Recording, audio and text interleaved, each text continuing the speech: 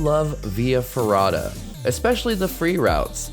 So when we found out that Colorado has two awesome places to do Via Ferrata, being Telluride and Ouray, we had to make the trip.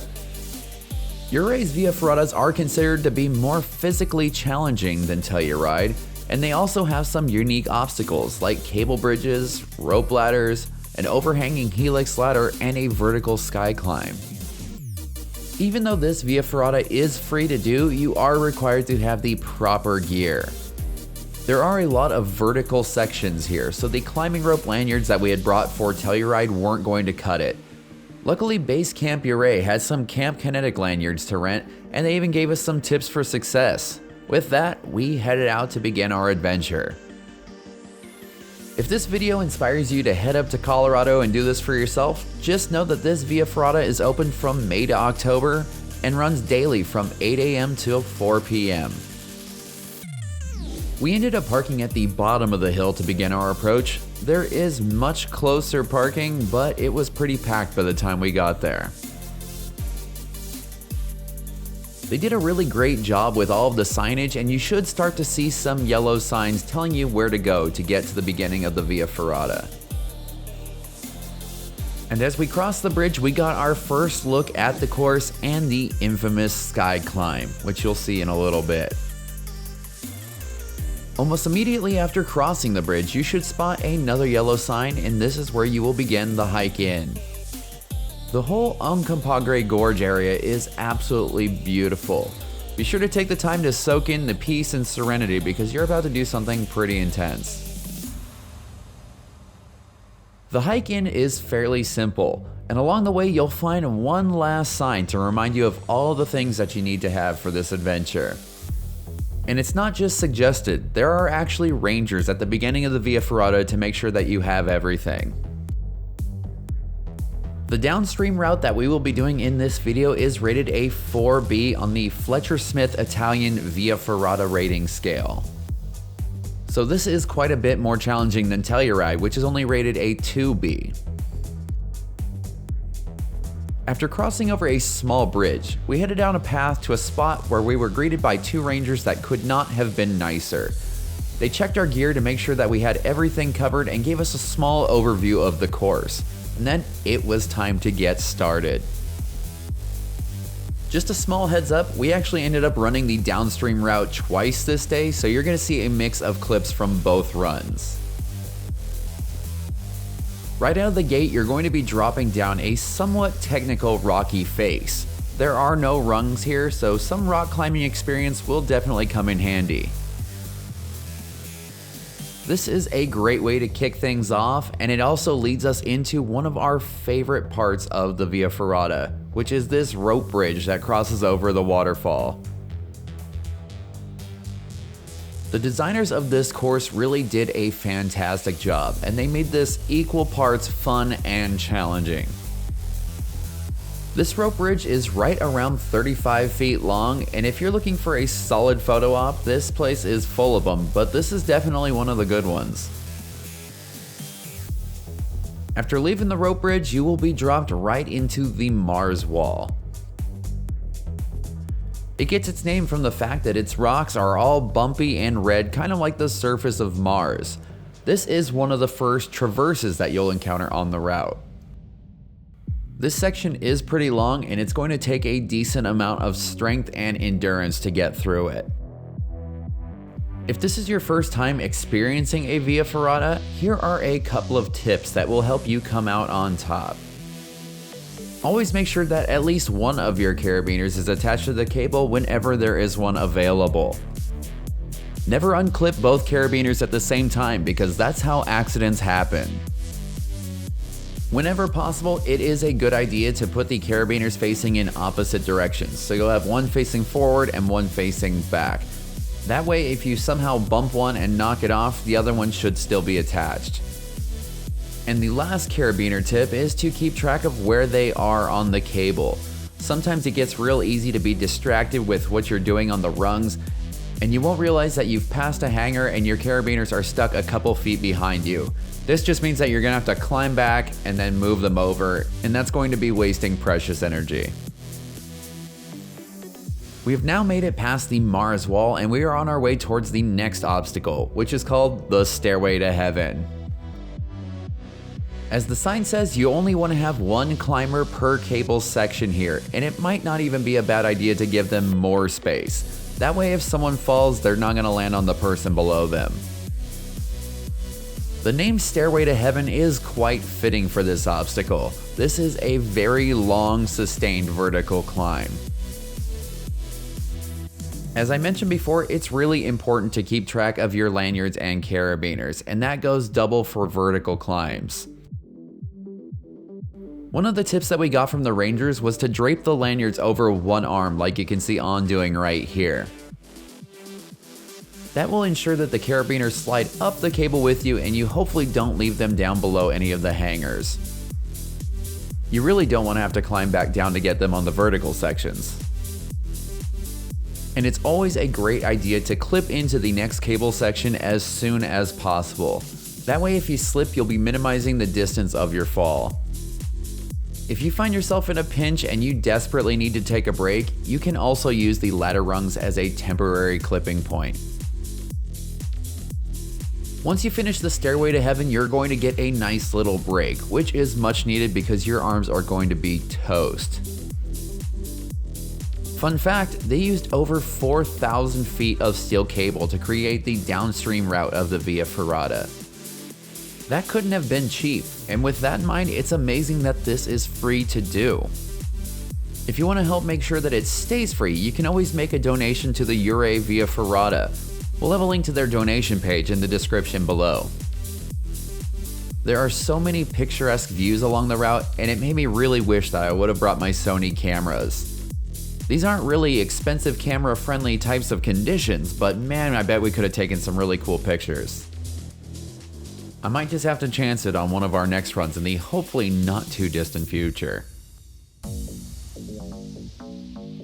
If you are not having an absolute blast by this point, which we totally were, there are two bailout points along the route, and the first one is right here. You are going to have to climb some rungs to get out, and there is no shame in taking this. There's no way that you could have talked any of us into quitting early, but it's nice to know that the option exists. Immediately after passing the first bailout point, you will be at a feature known as the Arrowhead. This is another steep, near vertical climb, and once you get up towards the top, you're going to be wrapping around to the other side of it. Once you round the corner, you will start descending again, but before you do, be sure to check out the cool little man-made waterfall on the other side of the gorge first. Over the course of the descent, you will be climbing almost all the way back down to the river. The good thing is that it seemed like all of the rungs were really well placed here, and it didn't seem too reachy, even for the shorter members in our group.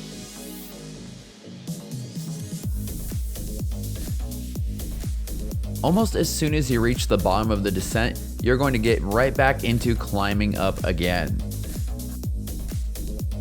One thing is for sure, this is one heck of a workout, and it's hard to believe that all of this occurs over the course of just 3/4 of a mile. Compared to some of the other climbs you've already done at this point, this one isn't that bad. There are a couple of ledges that you can stand on if you need a break, and it's nowhere near as tall as the Stairway to Heaven. After finishing the climb, you're going to be shimmying your way down this narrow railing before you reach the bottom, where you'll be back on wider trails. There aren't really any named features on this part of the route. Things kind of mellow out for just a second, and you're just going to be going up and down small climbs and descents. And of course, by calm, I just mean in relation to some of the other moments that you'll experience along this Via Ferrata. Even though the Via Ferrata here is only open in the summertime, did you know that this gorge is used for recreation year-round? In the wintertime, they do ice climbing here, which sounds incredible, and we might have to make a run out to try that sometime. If all of the climbing has worn you out at this point, you are in luck because you have reached the second early bailout point. Continuing on from here means you will have to see it through all the way to the end, and you will either have to climb the sky ladder or do the infamous sky climb. The good thing is that if you plan on taking on the sky climb, you are done with all of the large vertical climbs until you get there, so you're going to get a little bit of a break. One thing that you definitely need to keep in mind if you plan on doing this is the weather. Conditions can change really fast here. In fact, it rained a little bit in the morning on the day we went, and then it rained again between the two runs. The rangers actually had us wait at the gate for the weather to clear up before we went out on our second run because they didn't want us out on the course if there was a chance of lightning. This route should take you somewhere between 2 to 3.5 hours to complete. And as you round one more corner, you should get a look at the bridge that you came in on, which is pretty much the finish line. Not only that, but you'll get your first look at the sky climb, which is pretty dang intimidating. Since we did this route twice, we got to do both exits. That was pretty cool because not only did we get to experience them, but we got to get some video of them as well. One thing that I didn't get a chance to mention earlier is that if your group is trying to pass another group, or if you're trying to let someone by, please only do it in areas marked by a sign like this one. Since a lot of people will probably be taking the sky ladder option for the exit, I figure I will show that one first. After that, we'll come back for that nasty little sky climb. I will say that I kind of underestimated the sky ladder. I was kind of expecting it to be a little bit more rigid, but there was a little bit of bounce to it. When you mix that with trying to accurately place your feet on the narrow ladder rungs, it made for a pretty fun and exciting experience. You will also get to enjoy the view here a little bit more because you're not putting all of your effort into climbing the wall. Speaking of climbing the wall, it is time to talk about that sky climb. This is the biggest Via Ferrata challenge that V and I have experienced to date. Coming in at a towering 120 feet tall with some overhang sections. This is a beast. This will put you to the test not only physically but mentally as well. We would probably not even recommend trying this unless you're either a rock climber or have some serious upper body strength. Even if you have the strength, you need technique here as well. There are only 2 points in the climb where you can get any sort of break at all, and one of them is right here. The platform isn't very wide at all, but it's just enough to stand on and shake your hands out for a second. After that, it's right back to work though, because you still have quite a ways to go. After climbing for another what feels like a small eternity, you will be reaching the second rest point. The good thing is that the rock is a little bit more curved on this one, so you can lean on it and give yourself a really nice break before finishing this climb.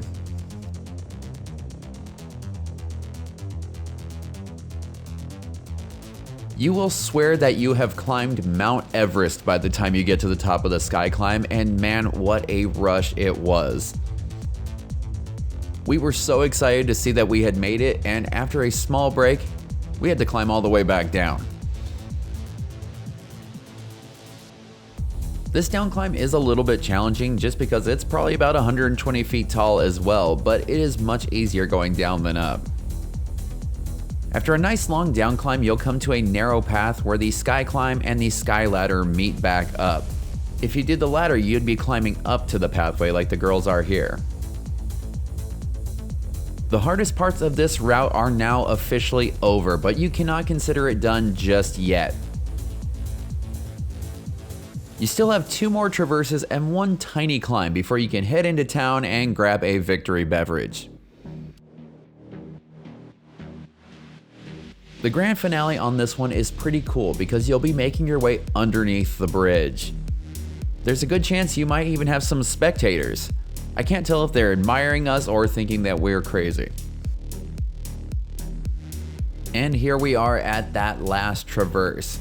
It's not technical or difficult, but by the end of our second run, fatigue had definitely set in. With all of the fun that we had on the downstream route, we can only imagine the action that they have packed into the upstream route. We were so ready to give it a go, but with the crazy weather, we just unfortunately ran out of time. Well, it looks like it gives us a good excuse to go back. There was one funny moment at the end of our first run. V and I both saw the cable go up and over the gate, so we figured, well, after everything they've put us through so far, I guess we just have to climb over. It wasn't until On pointed it out that we realized that we could have just opened the door. But hey, I'd rather make a silly mistake on the gate rather than the sky climb. One last nice thing about this Via Ferrata is that if you parked in the lower lot like we did, after you finish up, it is a nice and easy downhill walk all the way back to the car. And you can tell that On was happy about that. We'd like to send a huge thank you out to everyone that built and maintains the Ouray Via Ferrata. Thank you for such an awesome experience. If you enjoyed this video, be sure to like it and subscribe so you don't miss out on any upcoming adventures. And for all the information about the Ouray Via Ferrata as well as other awesome adventures, head on over to thatadventurelife.com.